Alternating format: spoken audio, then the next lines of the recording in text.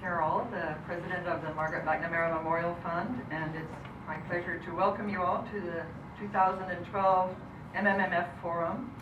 I want to extend special greetings to guests from the embassies and the World Bank Executive Director's offices, to bank staff members who've taken time out of their day to join us and to listen to our grantees today. Welcome, of course, to the WBFN and MMMF volunteers, board and selection committee in particular. And special welcome to family members of some of our grantees. I didn't know we would have some of them. We're always so inspired by this opportunity to meet and hear from our amazing women. We call them our women, of course, but they're receiving MMMF grants, therefore they have become ours. Before I introduce our distinguished keynote speaker today, though, I'm going to show you for the first time in an MMMF forum a short video, it's only 3 minutes, that we made last year with the 2011 grantees. I think it will give you an idea. It will tell a little bit about what inspires the MMMF board and selection committee, what we're all about, and it's really all about the women. So, roll the cameras, please. Our pleasure to introduce our keynote speaker, Jenny Klugman, Director of Gender and Development at the World Bank. She's our spokesperson, our being World Bank Group, for gender equality issues, and she'll highlight how, and this is my point of view, how the World Bank is catching up with the MMMF in recognizing how crucial a role women play in changing the world for the better. Ms. Klugman held various positions at the World Bank from 1992 to 2008, focusing on poverty and human development. And the last 3 years she's spent working as the director and lead author of one of my favorite development documents, the UNDP Human Development Report. She has a PhD in economics from the Australian National University, postgraduate degrees in law and development economics from Oxford, where she was a Rhodes Scholar. Now,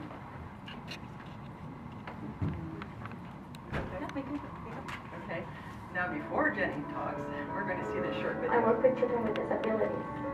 And I'm studying global mental health at Boston University School of Public Health. At the Margaret McNamara Memorial Fund, we believe that the best solution to the many challenges facing the women and children of the developing world are the women themselves. I am working on developing a low-cost drug delivery system. Which is why for 30 years, the fund, managed solely by volunteers with cooperation of the World Bank and the World Bank Family Network, has been providing educational grants to women from the developing world. To educate a woman is to educate a nation. Women who pledge to return to their countries where they will leverage their skills and knowledge gained at universities in the US, Canada, and South Africa with a deep cultural understanding. I'm a medical doctor and I graduated from Tulane with a Master's of Public Health and Tropical Medicine. I'm from Global Gender Studies at University at Buffalo. Scholarship has specific requirements. First of all, they have to be women who plan to go back to their countries once they finish their studies over here. And that's actually something that's very important to the MMMF. I'm going back to get the population to get access to clean water by 2015. From HIV/AIDS orphans to victims of genocide, MMMF grantees use their studies to make a profound impact on the lives of women and children and their communities. These grants, they empower me so that I can be able to empower other women. Margaret Craig McNamara dedicated her life to the education of women, women who in turn dedicate their lives to helping others. The Margaret McNamara Memorial Fund helped me to get my PhD degree to empower the women and improve their quality of life. Each grant awarded by the fund means another woman will have the tools to meet some of the greatest challenges in the developing world. The funds from Margaret McNamara Memorial Fund is very, very important to support my research project back in China. With your support, Margaret McNamara's vision will continue to have a profound impact on the women and children of the developing world for decades to come. The McNamara Memorial Fund is helping me to pursue a dream just by having faith in me that this is something that is important. It's amazing. It's tremendous help and support to do this, and I'm truly grateful for that. Our mission is more than awarding educational grants. It is a recognition and an embrace of the powerful promise these future leaders hold to make a lasting difference.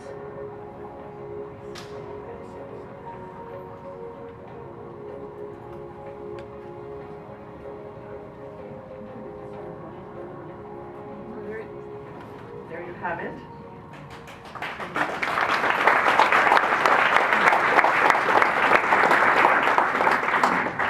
Now you have Jenny. To be here with all of you today and to welcome these very impressive grant recipients to the World Bank, and we very much welcome you here. I'm honoured to be invited by the fund, and I think the mission of promoting women's education and leadership skills is indeed integral not only to the agenda of promoting gender equality around the world, but I think development more generally. I'm also just looking at the video, just personally thinking about the importance of providing these sorts of opportunities. As Charlotte mentioned, I had the advantage of being given a scholarship when I was relatively young, I guess probably around about your age, and it was very much life-changing for me. So I think that you should all be thrilled with the opportunities that you have and what the world which is opening up for you now.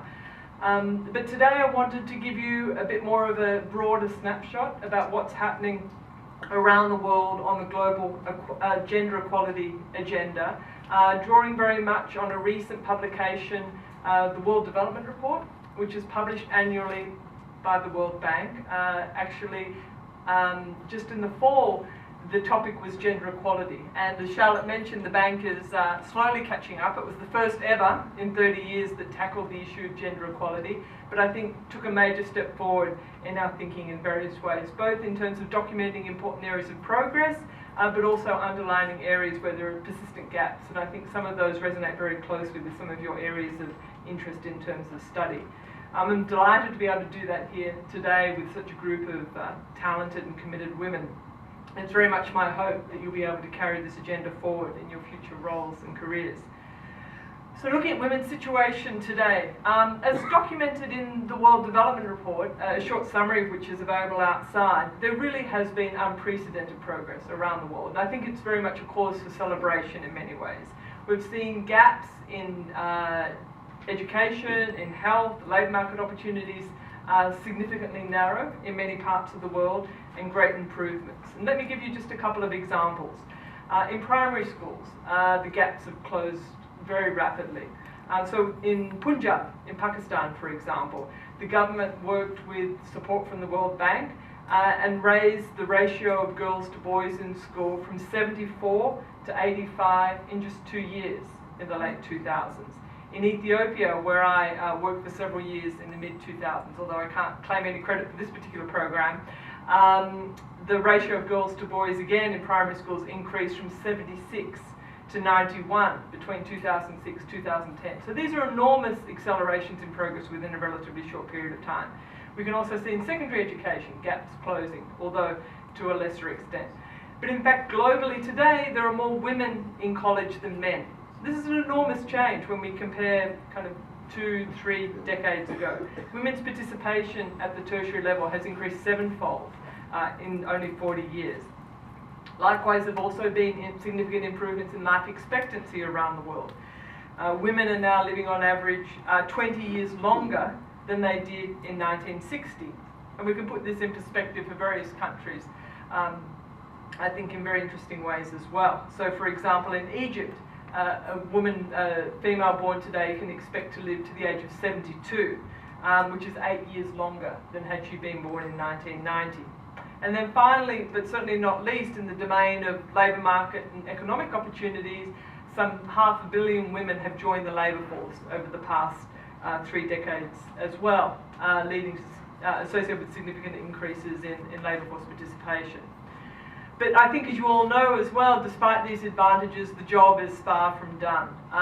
And in particular, economic growth in itself isn't enough to address some of these key underlying disparities. And let me just highlight some of those which were flagged in the recent World Development Report. One is the issue of missing women. Women who are missing from the global population, either because they're never born, because they die as young children due to, for example, bad water and sanitation, or they die because of risks that they face during reproductive age. The updated estimates which are presented in the World Development Report amount to almost 4 million women annually, 3.9 million every year missing. A second dimension which is underlined in the report relates to earnings. There's still persistent earning gaps around the world, including in the United States. On average, women only make 80 cents for every dollar that a male makes, and actually it's much lower in some countries. So for example, in Nigeria, female farmers only make 60 cents for every dollar that a male would earn. In Benin, it's around 80 cents.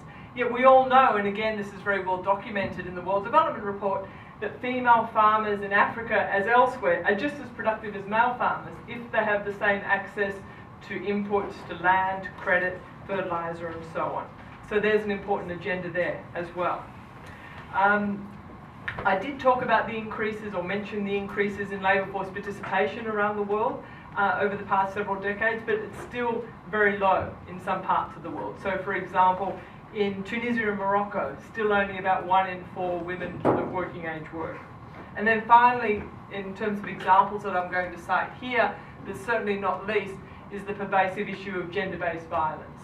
We know that many tens of millions of women are abused every year. The estimates which are presented in the World Development Report are that 510 million women around the world will be abused by their partner in their lifetime. So these are some of still the shocking statistics which still persist. And obviously these gaps, these disparities matter intrinsically. One's life chances, opportunities and rights should not be preordained by the gender of birth. And I think we all agree that these are wrong, both morally and from a rights point of view. But what's more, and this is where the World Bank I think has been contributing to thinking and knowledge, it turns out that addressing these gaps also makes sense from an economic point of view, from a development point of view. As Mr. Zelic has said on many occasions now, gender equality is smart economics. So progress on gender equality benefits everyone. And when women and men are equally empowered and they have the opportunities to learn, to start enterprises, we know that economies are more likely to thrive, that institutions function better, and communities can prosper.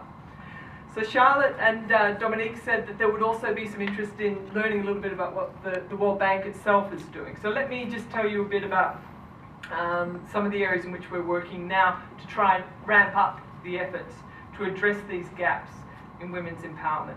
I think there's a lot going on. At the same time, we recognise there's much more to do. Last year alone, and I'll just give you a couple of numbers here, over $25 billion of World Bank lending was allocated to operations which took gender into account in the design. To give you a sense of how many projects it is, it's almost 300 projects, around 384 projects. As a proportion, it's about 60% of the total. So it's not all the projects, but on the other hand, it's a significant share. And it's a share which has been increasing over time. So these are operations which are taking gender into account in terms of the underlying analysis to inform the project, the content of the project, as well as, in some cases, the monitoring and evaluation arrangements. And of course, we're active in many countries around the world, several of which are represented here today, and it would be good to hear about some of the stories.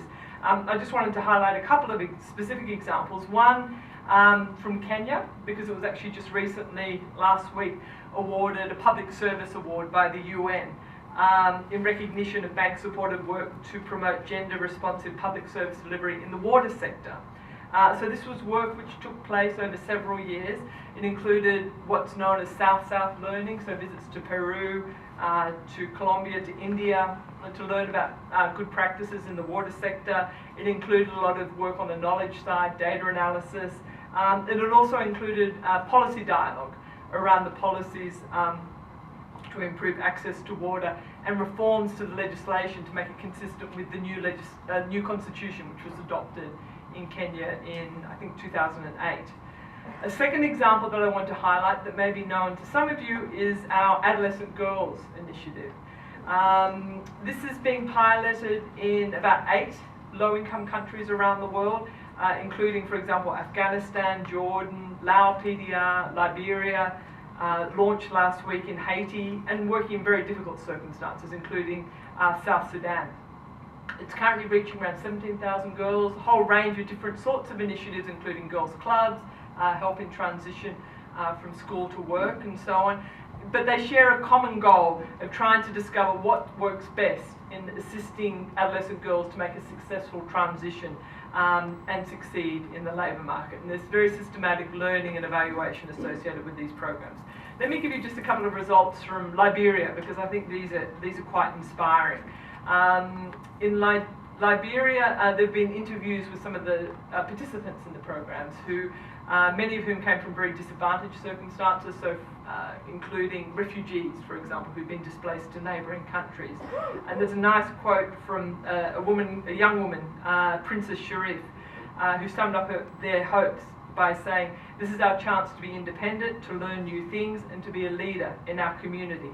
We can't allow our fear to overcome us." And so she's now benefited from training in hospitality, working in one of the top hotels in Liberia, saving money and actually planning to go back to school to learn how to be a banker.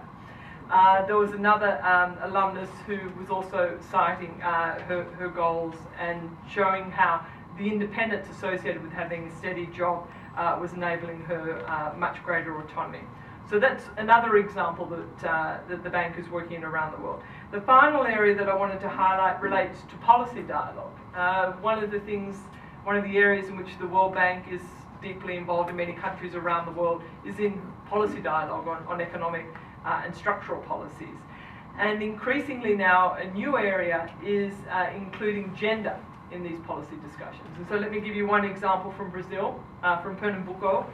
It's a state-level policy loan, and it's a state where their analysis and dialogue had uncovered quite deep-seated gender gaps in the state, which were limiting women's opportunities. And so under a policy loan, there were a number of actions which were committed to by the government, including support to agencies addressing domestic violence.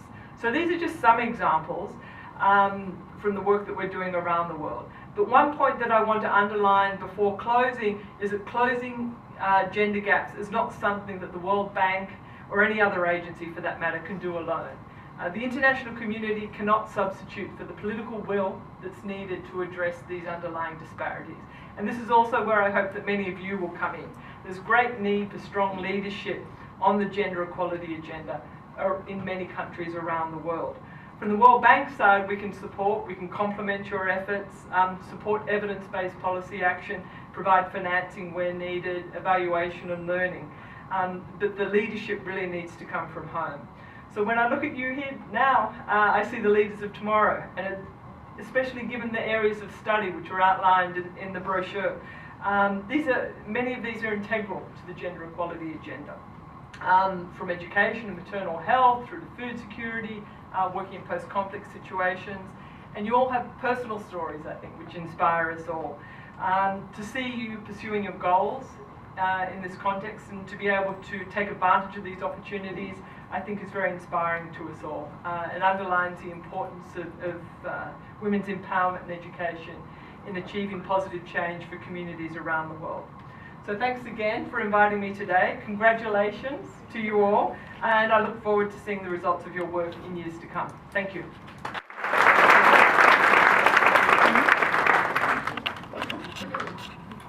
Those of you who saw our posters advertising the forum today, notice this very dynamic picture at the bottom of an energetic woman speaking in Nepal, as it turns out. She is a 2006 grantee, Vishnu Maya Pariyar.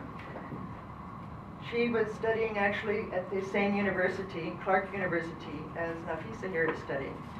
Another little thing, but Vishnu grew up in a remote village in western Nepal. She was one of 9 children in the family of destitute farmers. She was a member of the Dalit caste This is the lowest and poorest class in the country's rigid caste system. So Vishnu experienced daily caste-based discrimination. With the help of a Peace Corps volunteer, she was able to study social work in Kathmandu, and at age 20, with a very small amount of money, she started her own organization, EDWAN, or Empower Dalit Women of Nepal. I'm sure she'll tell you a lot more about that. And she'll point you to the brochures. We have the honor of having, I don't even know, Vishnu, would you like to come up here? You're going to be able to speak from the podium here. Vishnu was named one of 6 Harvard University International Bridge Builders. She served a year with the Asian Task Force Against Domestic Violence, and she has as her life goal bringing fundamental and urgently needed social change to the most marginalized women and girls in Nepal. I'm very happy to have you. Namaste to everyone. I am so pleased to be here today after 6 years.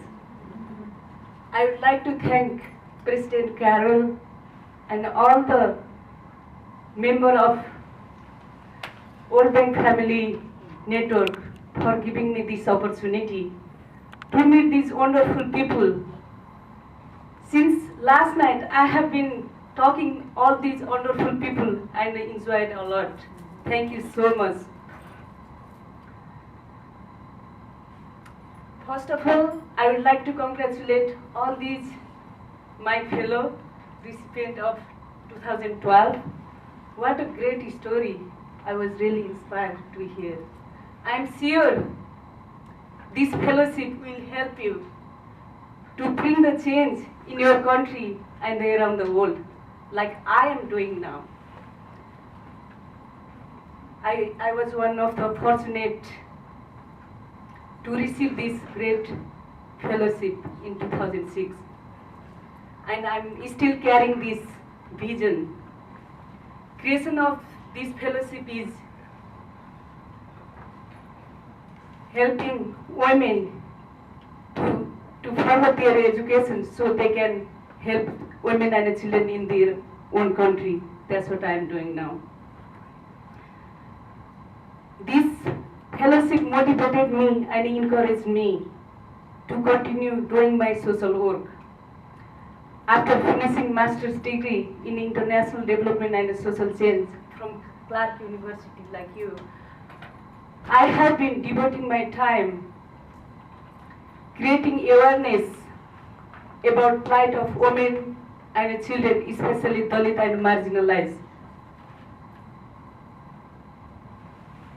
Today, I would like to take the opportunity to send a strong message to the international stakeholders that change has to happen in grassroots level.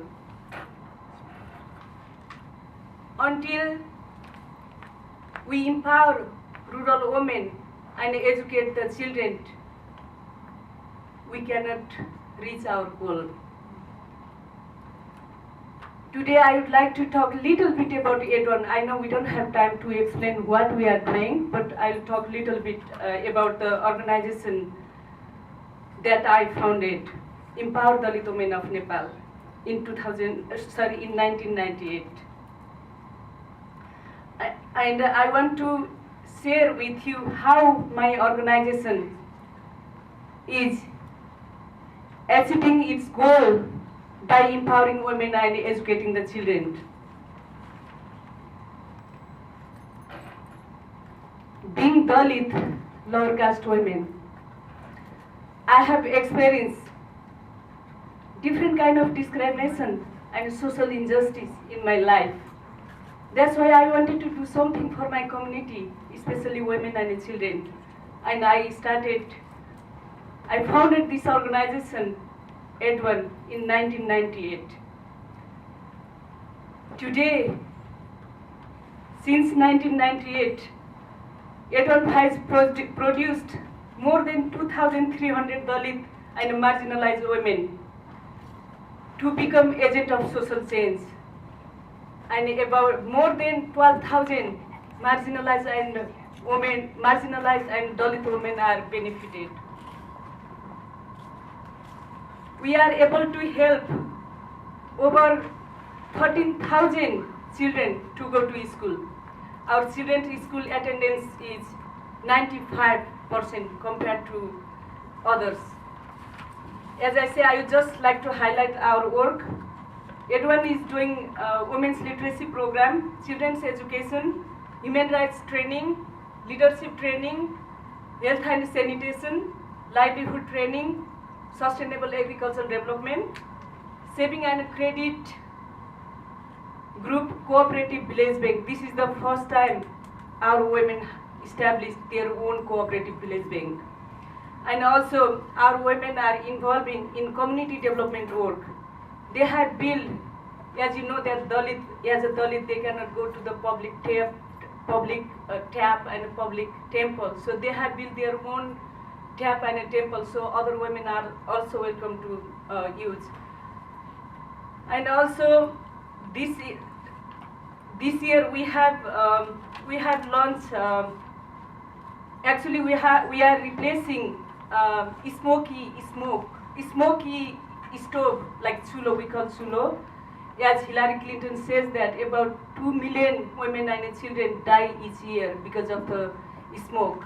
So that's the reason that this year we have already built 69 chulos, smokeless chulos, and this year we have been building more chulos. I just want to share one quote from one of the students, one of the child we support. I just received this touching letter from him. He says, quote, "Everyone built a smoke-free stove in our house. Now my mother feeling better with her asthma. I'm also happy for her." End quote. As I said, everyone is doing more than this. And I know that we don't have time, but we have brochures and all the materials there. And if you like to know more about Edwan, and please go to our website www.edwan.org. I know educating girl is educating the whole family, and empowering women is empowering the whole community. Thank you. Change is possible.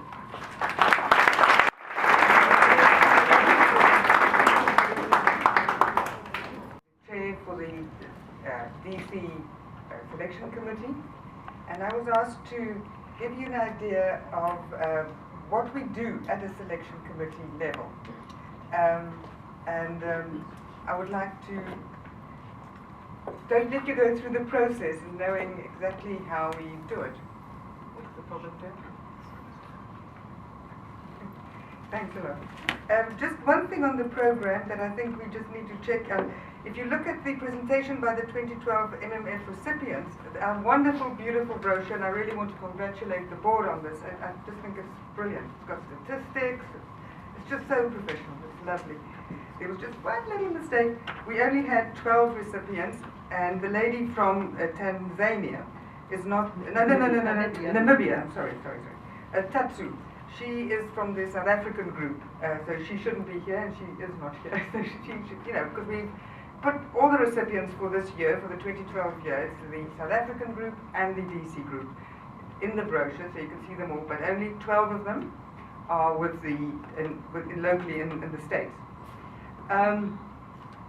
What we would like to know that we have 11 ladies here today. We did choose 12, but the 12 patients couldn't make that, and I will explain that a bit later.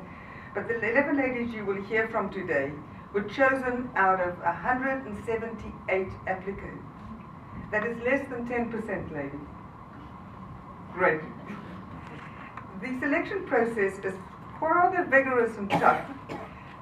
15 volunteers start in the beginning of November to process all these applications, and by the 1st of February we read the different ones, because you have to be eligible and all the documents need to be there. And we look for candidates who have a history of community service to their local community, a woman of the age of 25 and older, intend to go back to the developing country, within 2 years of completing her studies, and to make a difference in the quality and lives of women and children. It is very important to us, those criteria, and I think that's what Margaret McNamara also saw and would wanted them to go back. We have to enrich the developing countries, not make them, drain them. No, you're going to go back, and we love the idea. We have 2 rounds of reading, of differences and discussions, and when we decide to go to the next round.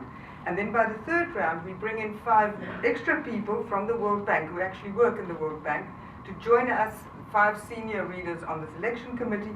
And then after that, which is 16 readings of each application, we present it to the board. So we have about 15 ladies, we present to the board, and then from there they decide who they would like.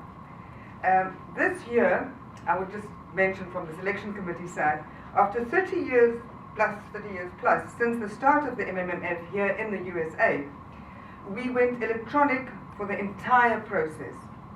Not one piece of paper, as you see I'm reading my script here from my phone, which is extremely difficult to manage. Not one piece of paper was used. We estimated that about 250 reams of paper was saved. And I want to thank the ladies of the selection committee. I think we've done our part to be green.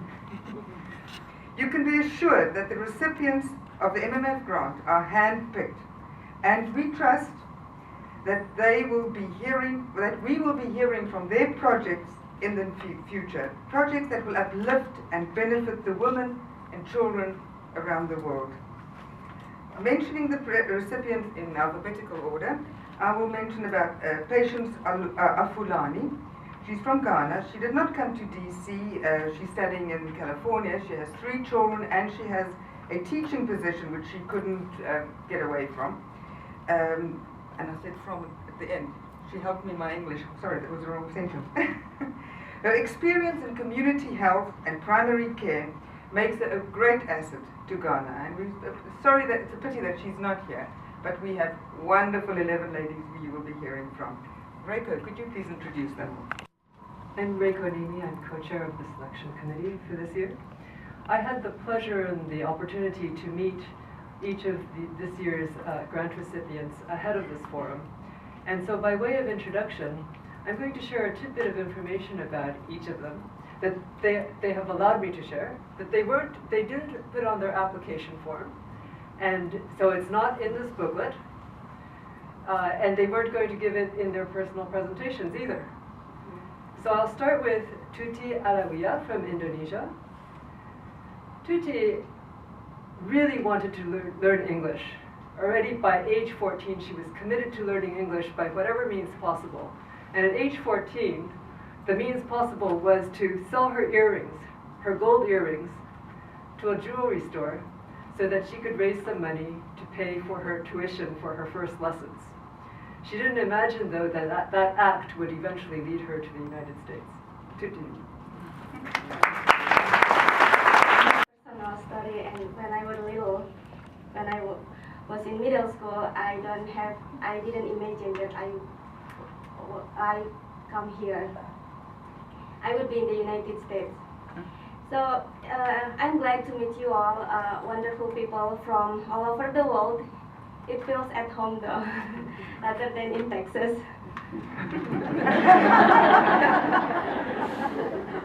Yeah. So it's really an honor for me to receive the grant here, and I will begin my presentation with highlighting a story from Lucy, a community leader in a low-income neighborhood in Greensboro, North Carolina. I don't know if I pronounce it correctly, Greensboro? Yes. Okay, so she said, as a society, we have lost a sense of community. Everything is about my space, my car, my yard, and my land. We have got to get back to looking to each other for solution. So Lucy offered this recommendation for communities like hers across the country. Lucy founded a neighborhood organization to address issues of concern to them and help them create local solutions. They opened their own food bank, and Lucy feels that no matter how impoverished family is, everyone should be able to give some level of support. So this story highlights community engagement and volunteering among low-income people in the United States. About 10,000 miles from where Lucy resides, women in Indonesia have carried out similar community engagement. They organize themselves to help provide services needed for communities, especially for mothers and children.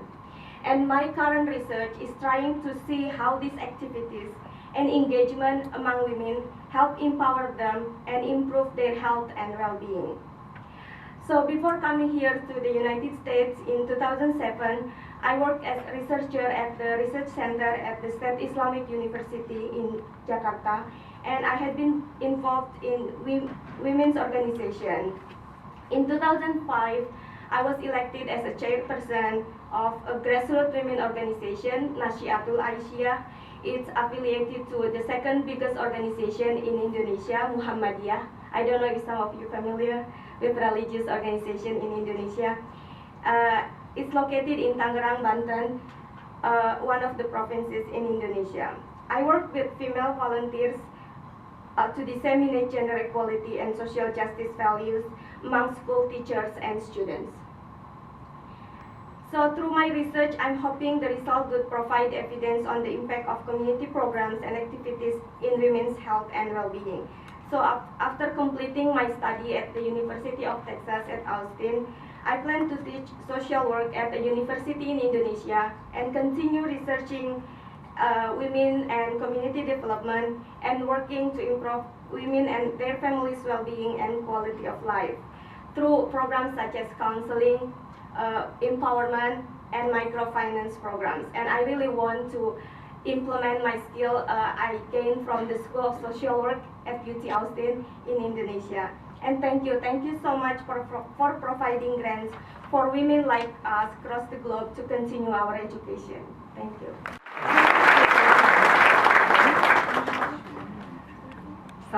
Thank you for your nice introduction. I am a master's student in Rutgers University in the Global Affairs, and my interests are primarily in the genocide and human rights study. I currently work for the Documentation Center of Cambodia for 1 year, and I also work as a team leader for civil party forums in Khmer Rouge Tribunal. So within the work with the two organizations relating to victims, I can let me interact with the victim and listen to 100,000 stories and stuck in my head. So by their story, they inspire me to further the field of study in genocide and human rights. My research will be on the role of women in genocide education and seeking for justice. And I want to know how the women deal with violence during the Khmer Rouge regime and also use their past violence to educate their children at home, and also avoid violence, reconcile with the perpetrator, learn how to deal with the conflict in the community peacefully. I also would like to know about, I want to determine, whether the women already have influence to their children perception by passing on the traumatized memory, and which they are constrained their participation in the social and political sphere of Cambodia. And I would like to examine the way that women contribute to the field of human rights and justice by filing complaints to be a civil party, a witness, and also a component in the hybrid court of Khmer Rouge Tribunal right now. And my goal is to have their stories and expression, their commitments to justice, heard, study, and also research. The research also aims to link who that have witnessed and lived during the Khmer Rouge region to the younger generation. of Cambodia. The research also will facilitate the healing by the survivor who have provided the generation, who have provided opportunity to narrate the story of the suffering but transform into hope and education of the younger generation in the atrocity. So thank you so much. To sum up, I would like to express my gratitude to MMF Fund that have provided us all with a generous funding that necessary to help to further our research and education. Thank you so much for you all.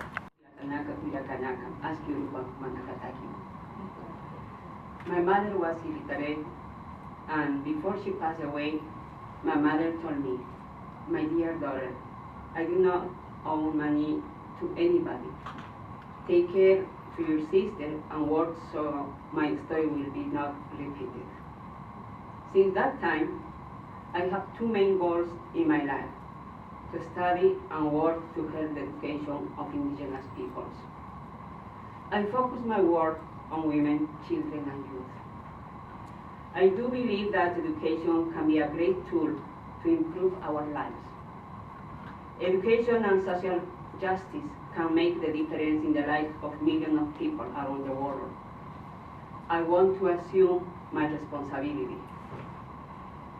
I got a master's degree in intercultural and bilingual education, and I studied mathematics and anthropology. My specialty is in education planning and management.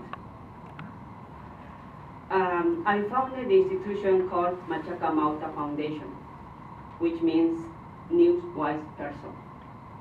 This institution works in three areas: education, economy, and organization in politics. It was created to improve the quality of indigenous education, indigenous women leadership, and economic development using our indigenous knowledge. We also have special programs for the indigenous children and youth education. Furthermore, I work with all indigenous educational councils from the Andes and the Amazon from Bolivia to improve education for indigenous peoples. I was a member of the National Commission for writing the new National Educational Law.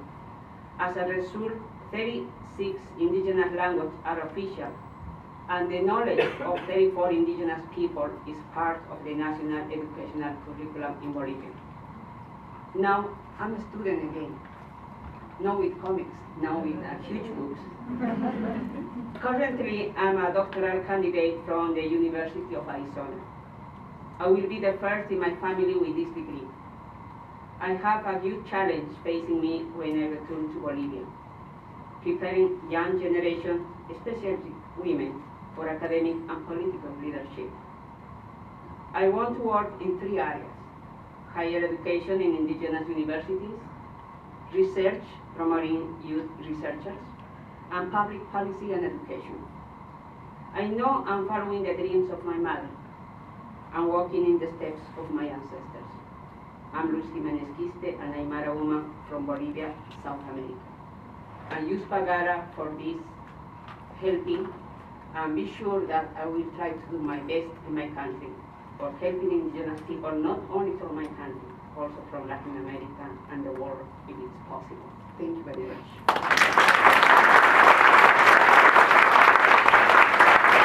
McNamara Memorial Fund.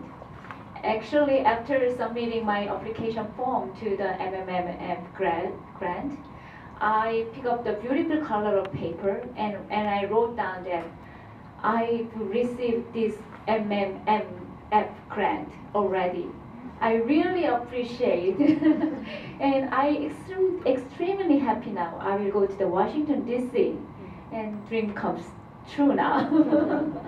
Because my parents always taught me I should have positive thinking at any situation, and I should have bigger dream for reforming our society and for other peoples. And actually, when I was writing the application form, I was crying a lot because I need to recall my previous life, and I remind it reminded me of my parents' efforts for me.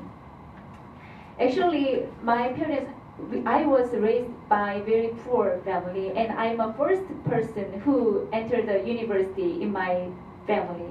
So my parents invested lots of money for my education. But after receiving a master's degree in sociology, I said to my mother and father, I want to be an activist of some women's NGO, and maybe I would get around $500 in a month.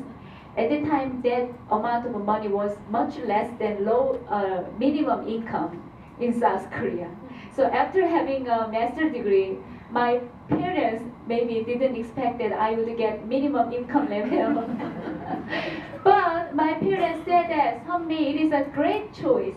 I'm so proud of you. So I became a STEM member of Korean Women's Association United. And whenever we made a great event, my parents participate in those events to support me. Thanks for their support for 10 years, I could lead many demonstrations for women's empowerment and created many policies and had the opportunity to practice it by making advocacy movement. It was a really, really adventurous and exciting moment for my life. But at the same time, I reminded of my parents' word. My parents always said that Sunmi tried to have bigger dream.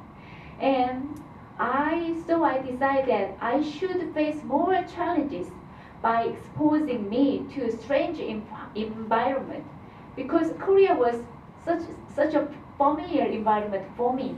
So when I was 37 years old, I decided to go to United States to get a PhD degree. I want to be a professional to provide more professional information, knowledge, and can make a better movement for women's empowerment. So in the future, I have a dream of establishing a social economy and empowerment center for women. So now I'm researching on women's female micro-entrepreneurs. I'm researching on micro-enterprise movement, social entrepreneurship, and community economic development for helping poor women. So after going back to my country, Korea, I'd like to establish a new creative, adventurous movement to help women's empowerment by applying micro-enterprise, social entrepreneurship movement for them. Thank you so much. This grant really inspired me to be a great leader to help women and low-income people in South Korea. Thank you so much. For being here, I feel privileged and honored to be in front of you today. And as you have heard, I was born and raised in Tanzania in a very humble village, a very humble home. And unfortunately, my father passed away at the age of 47. I was 16 by that time, and my oldest brother was 19, and my youngest sister was about a year and a half. So at that age, my mom was a housewife, and my dad used to have some businesses, and he was also a farmer. But we didn't make a lot of money, and so my mom being left with 9 children was a great challenge. And yet, before my dad passed away, he insisted that I should go to school, I should learn. My dad never went to any school, he never knew how to write his name, and as a businessman, he suffered a lot of humiliations, and he saw the importance of education. And he knew that in order to overcome the barriers brought by poverty, by gender, I needed to learn. And so I took my father's legacy seriously and went to school. But I had to struggle, just as my 6 sisters and 3 brothers had to struggle. We had to literally go in other people's farm to work, to do manual labor in order to pay our own school fees. And this has not been easy. But when I look at it today and the position at which I am today, I found out that so many people have helped me to be where I am. From that humble village to being in Washington, D.C. today would not have happened if not so many people, if not the help of so many people that have helped me to be here. And as a woman, I feel that I have a responsibility. I have to pay it back. And the only way that I can pay back is being of help to other women, to other children that experience what I experienced. And I feel strongly deep within me that I need to do that. And in my life all along, I've been a school teacher in Tanzania. I've been a school principal in Zanzibar, the islands of Zanzibar, for 7 years. And I worked a lot to help children that came from impoverished families like me to be able to go to school. I spent days and nights writing scholarships for children, to help children that came from families where they couldn't have 2 meals a day to be able to be in school. I've also tried to help women, especially in the islands of Zanzibar. I also worked in Kenya in the slums of Mkulu and Kibera, helping the women to start small projects that would help them to have some income to pay for their school fees. In Tanzania, we say that school is free, but in reality, it's not free. You have to pay the maintenance fee, you have to dress the kids in uniform, and some parents cannot afford that. So in order to do that, women need to work hard, and they need to be empowered. And that's what I've been doing, organizing projects. In my master's degree, which I did in Minnesota, I did a research on women, the voices of women. And this was to help me understand more about the role of women. And currently, I'm working with 2 organizations, the Elim Africa, which is based in Minnesota, and I'm also working with the University of Windsor to help women and children in Tanzania. And my research is on investigating school experiences of vulnerable children, and I hope that with this research I'll be able to understand what schools do in order to help vulnerable children to learn successfully. Thank you very much, and thank you how I came to be here today. And it all happened because when I was 7 years old, my mother, who was a second grade school teacher, invited one of her friends to speak about his NGO. His name is Jaime Jaramillo, and he had founded Fundación Niños de los Andes, which it's an NGO that takes homeless children off the streets and provide them with food, shelter, and education until they become adults. During his opening speech, Jaime told us how it all began. He told us how one Christmas morning, when he was leaving his house, he saw his neighbors taking out trash filled with torn gift wrapper from the night before and empty boxes. Within the trash was an empty box that was pink and once contained a Barbie doll. On the other side of the street, there was a homeless little girl who was rummaging through the trash. And when she saw this colorful pink box, her face lit up. And she crossed the street running without realizing that a car was coming her way. This car killed her, and witnessing this story, witnessing this tragedy made Jaime realize that he needed to do something to help the streetless children in Colombia. When I heard this as a 7-year-old, I was mortified and I cried a lot. And through this time onwards, both my parents started helping hands-on with this NGO. My father became a voluntary treasurer and my mother helped with various activities. In the early 90s, Colombia's streets were crowded with homeless children that had run away from dysfunctional families and abusive parents. These children formed small groups or gangs called parches, and in order to survive, they ended up living in the sewerage system to protect themselves from policemen or social cleansing groups that would constantly attack them. At night, my mother would go out with her friend and she would visit these people, these children with a team of doctors. They would put on their fishing overalls and they would go down the sewerage system to feed and cure the children. When December came, she organized food drives to take to the children who were still in the streets, and when she went out to hand out the food, she many times would take my sister and myself because she thought it was important for us to realize in what country and to be aware of the world that we lived in. being exposed to all of this as a child made me realize that there was a big inequality between the social classes, and it made me very, very sensitive towards inequality and suffering of others. This is why, upon graduating college, I felt the need to use my education for a higher purpose and help the underprivileged population of Colombia. I found a job as a cultural coordinator at Fundación Granitos de Paz that relieves poverty in one of the slums of Cartagena. I was hired to create the cultural department of this NGO, and before I knew it, I have 30 projects running. I had several projects running that are currently benefiting about 30 families. I wish it were 30 projects.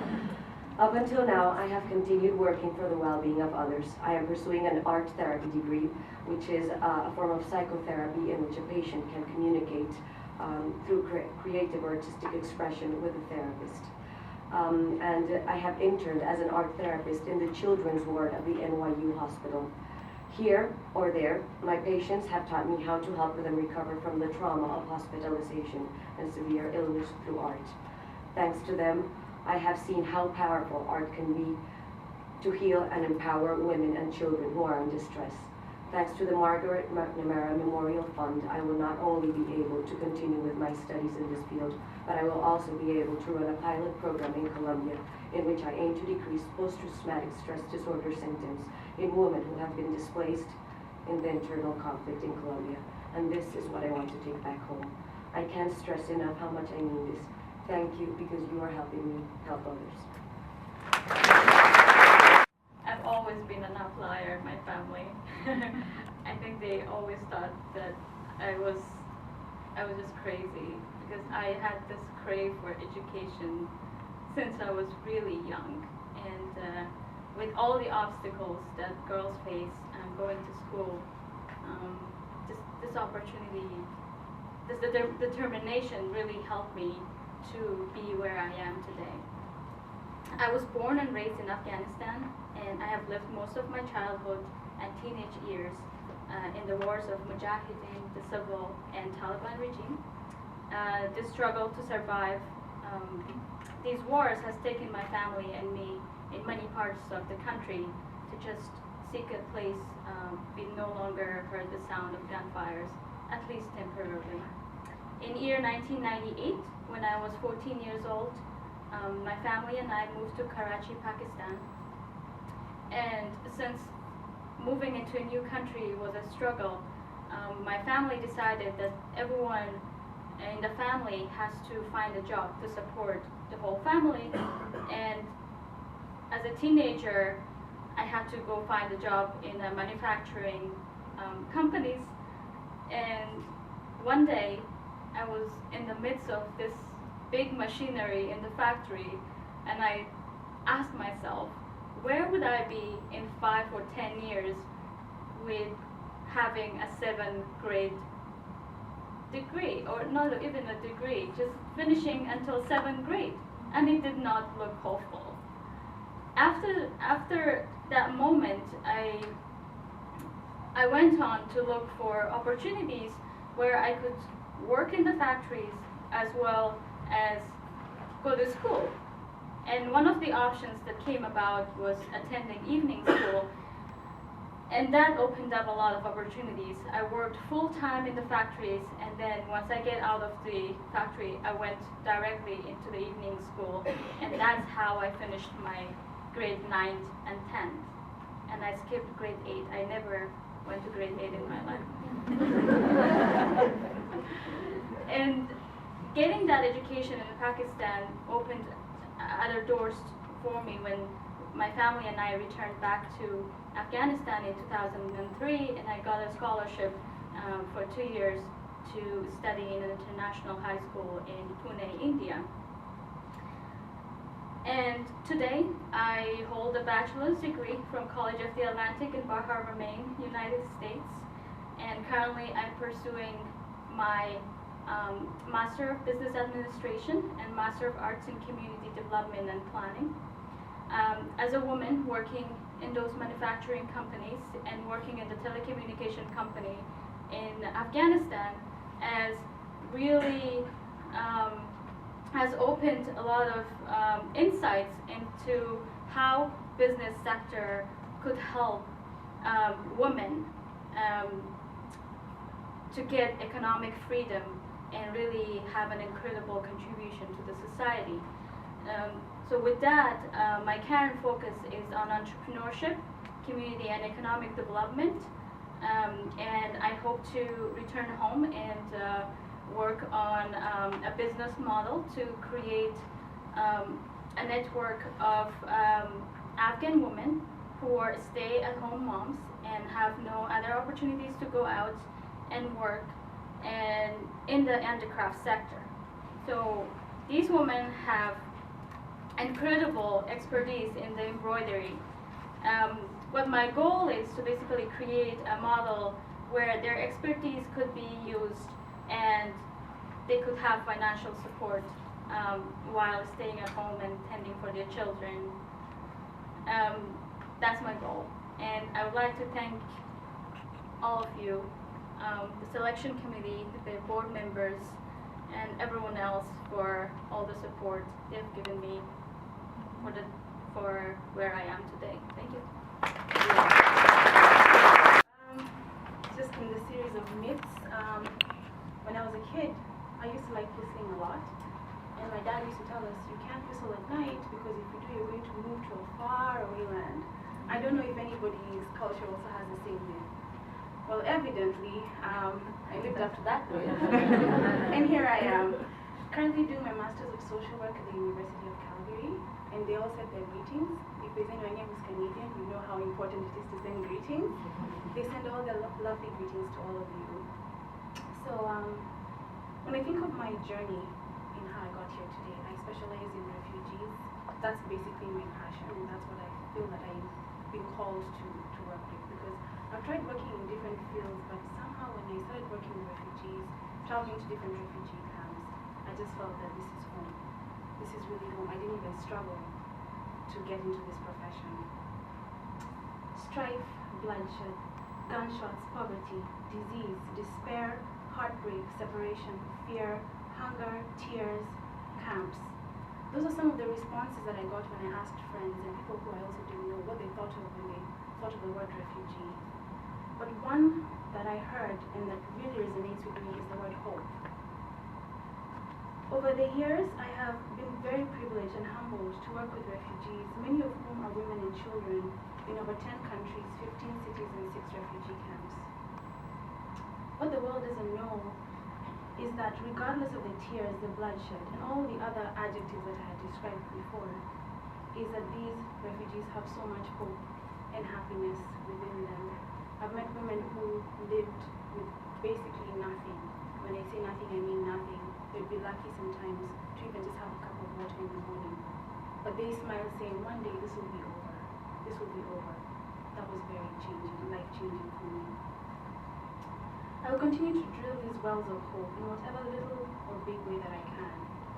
My undergraduate degree was in psychology, and if there's anybody here in the profession, and I really respect the profession of psychology, but I wanted to do more than say, I hear you. I see you all agree with me. And so I decided to transition into social work. And so my work in these different countries for the past 6 years has had some aspects of psychology, and most of it has been social work. And it only made sense that I should do my master's in social work. And this all started with an internship that I did in Nairobi. I was going to graduate from university, and they're like, for you to graduate, you need to do an internship. I had no idea what I wanted to do. I walked to UNHCR Nairobi, handed in an application with so much confidence. I got called for an interview and I got the internship. And this is when I knew this is what I should be doing. After that, I moved on to work with GTZ, which is one of the implementing partners for the UN, working with refugees as well, mostly women, doing rape assessments, HIV testing and counseling, trauma counseling. You can imagine how hard that was. But I kept going and I kept going.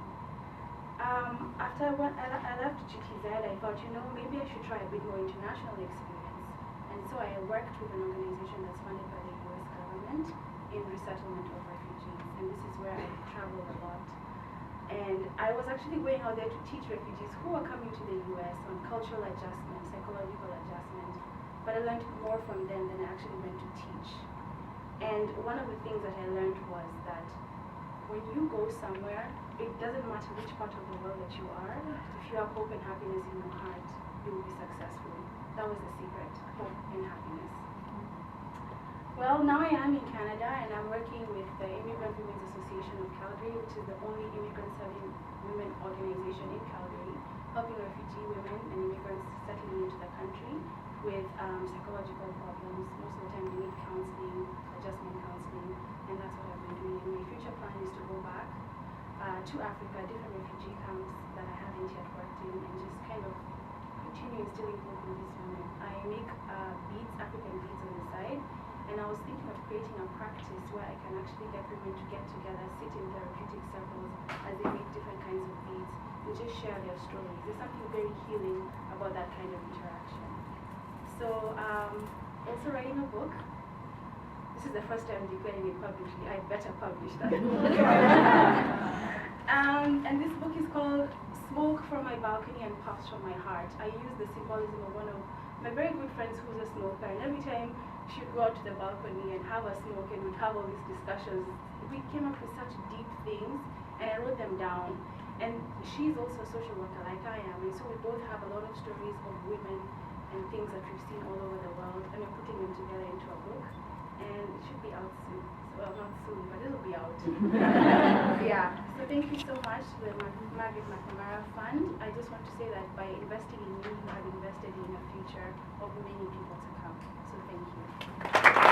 MMMF Fund for supporting us to pursue our dreams. Without the help of the amazing women, we will not be able to go and pursue our education here in the States and Canada.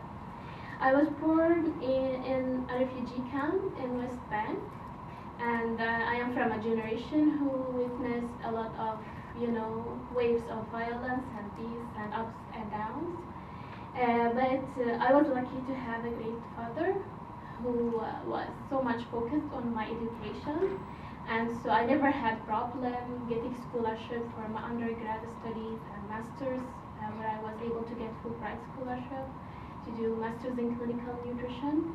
And I worked in the West Bank as a pharmacist, and in the United States and Canada I work as a researcher. And I was working in the fields of women and child health.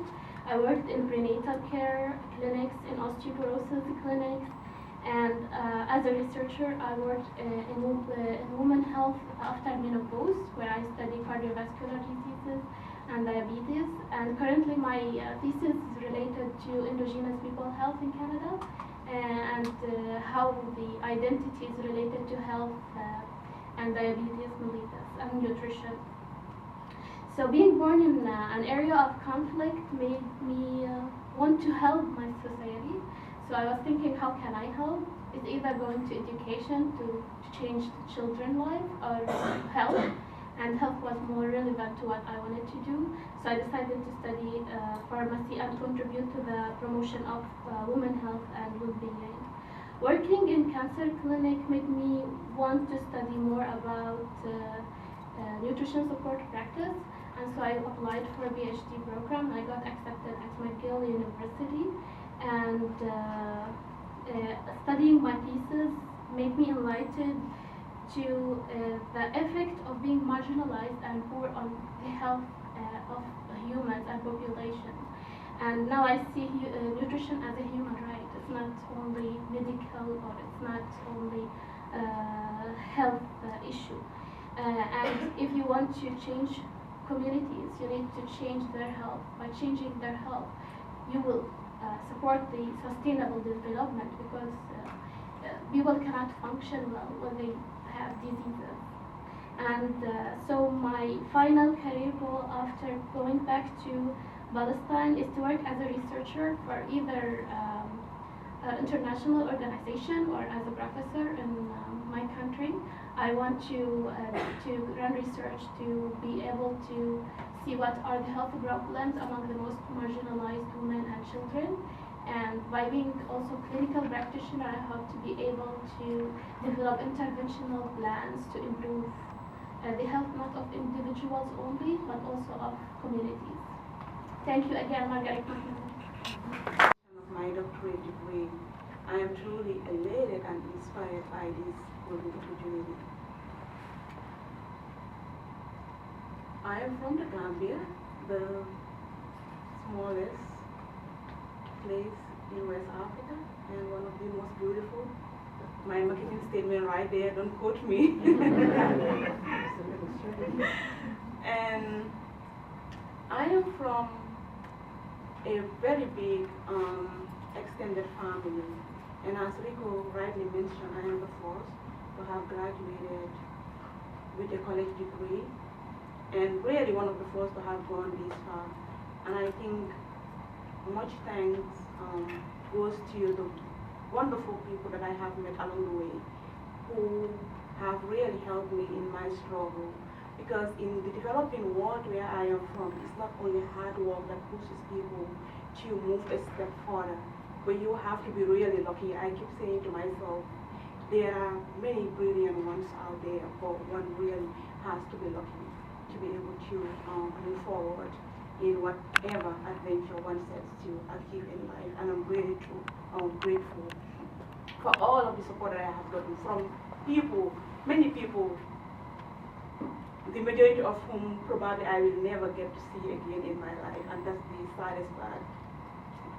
I am currently a doctoral candidate in educational leadership and policy studies at Florida State University.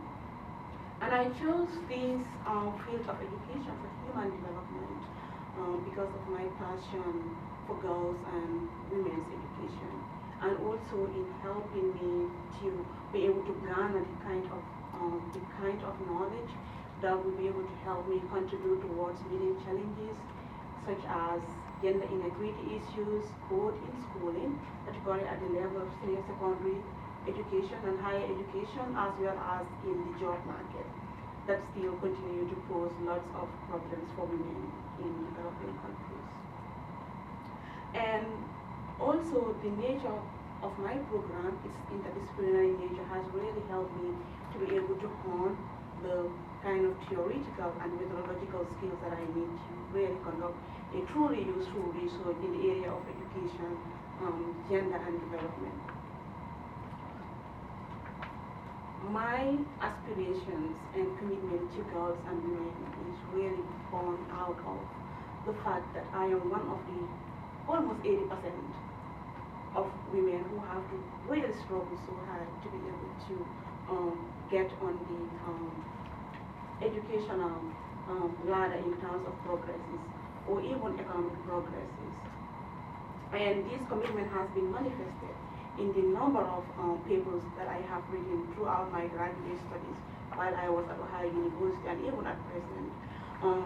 The one that I would recall, which is really very, very dear to me, is the one on the impacts of girls' familial responsibilities on their educational experiences. A study that I would present at a conference that was held in Montreal last year, and I was able to get a really good feedback from the audience, and hopefully I'll be able to get that work published very soon.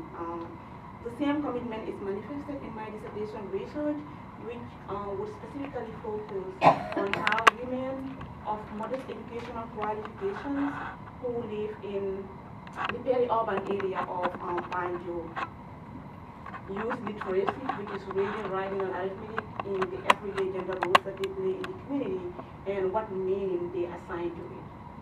And I seek to, through this research, to be able to find out further learning opportunities for women and to be able to create the kind of support, advocacy, and network that would be able to get them to have access to these skills that they need for greater performances in the informal economy, where many of them are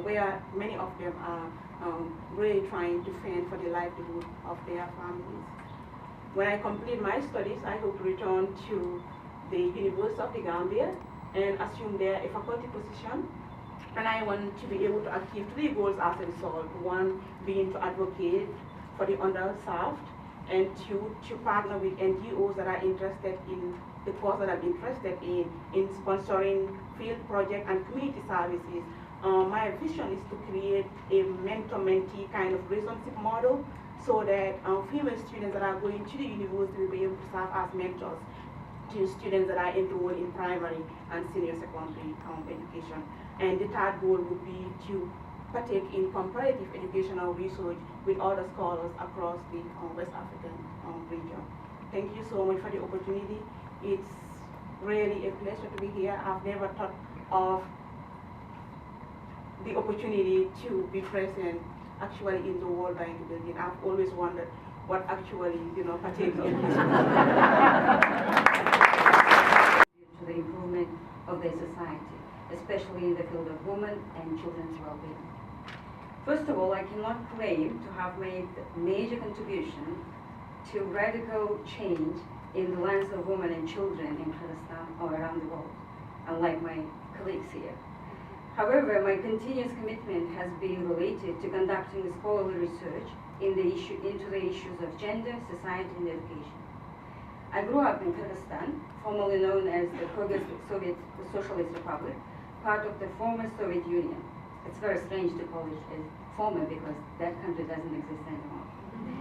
My observations of transition period in Kyrgyzstan from a centralized and command economy towards an independent state with a market economic system reveals that society is producing stark division between poor and rich. That's why I was like, occupation. Scholarship of education in the former Soviet Union highlights that since the collapse of the Soviet state in 1991, these countries are struggling to maintain the quality of educational opportunity while simultaneously allowing growth of private educational institutions. The massive closure of preschool public educational institutions, especially in the rural areas, has resulted in the educational inequalities and of opportunities as well as outcomes. My professional experience in the field of education in Kyrgyzstan and Pakistan raised my awareness about educational experience of children from poor backgrounds, and I have developed a deep understanding into sharp differences between private and public education systems and the education systems which are operating in rural and urban contexts, especially in the differential gendered and social class schooling of these young people. And they are denied educational opportunities for street children and violation of basic human rights in most of the schools in developing countries. The research findings show that formation of children's gendered and social class identities was greatly influenced by the provision of the differential school education quality in Pakistani schools to the children from affluent and poor family backgrounds. This is in return seemed to influence the children's perceptions about their future life chances. I did research together with my colleagues, especially my mentor, on the child rights that showed a greater violation of child rights in government schools in Pakistan, which are mainly attended by the poor family backgrounds kids, as opposed to the situation in the private schools where the children of the middle class and elite population went. Similarly, the study of children's perceptions in Kyrgyzstan on their future indicated that differential quality of education provided to the children of rural and urban communities shaped their aspirations about their future and their life chances. I pursued my doctoral program to explore the subtle and complex relationship between society and education in post-Soviet Kyrgyzstan, which is currently undergoing radical social, economic, political, and cultural change. It also aims to scrutinize how larger ideological, political, socioeconomic, and cultural forces contribute to the nature and structure and practices of education in this transition society, how both education and society interact on these grounds. To explore these dynamics, I conducted critical ethnographic methodological study for within 4 months in a mountain village community where I was born and grew up and went to school. I conducted 94 interviews with 36 young people and their parents in my own language. Now, my doctoral research examines between education, learning, work, and economy in a society undergoing transition. The Soviet-endorsed formal education system still survives. However, it is incapable of responding to the changing needs of the current political, socioeconomic, and cultural conditions. Although the demand for quality education strongly remains among communities and individuals, current issue of lack of direct link between education and labor market concerns them greatly. Education in these rural communities refocused, contributing to the lower demands for a highly educated workforce and making pastoralism and migration as two strong survival strategies of these local communities, who experience total collapse of the state-run collective farms and plants as their former major employment opportunities.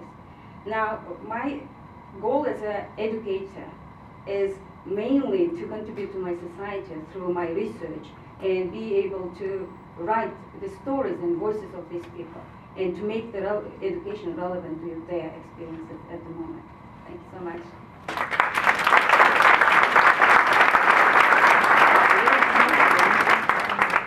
For sharing your experience and your story with us. And again, thank you all for being here.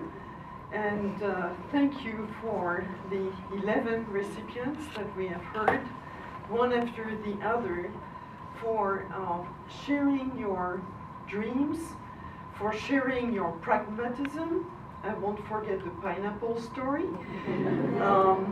For sharing your determination. And I'm sure that you will all agree with me that each time we hear those stories, it goes straight to the bottom of our heart. It gives us meaning to the work that we do as the Margaret McNamara family. Welcome to the family. It also gives us hope that things are always going to be better and better. So congratulations to all of you. And now we have a little bit of time, a few minutes, Charlotte? 5 minutes. 5 minutes. If any of you have questions, and we'll ask them to address those questions. Who wants to start?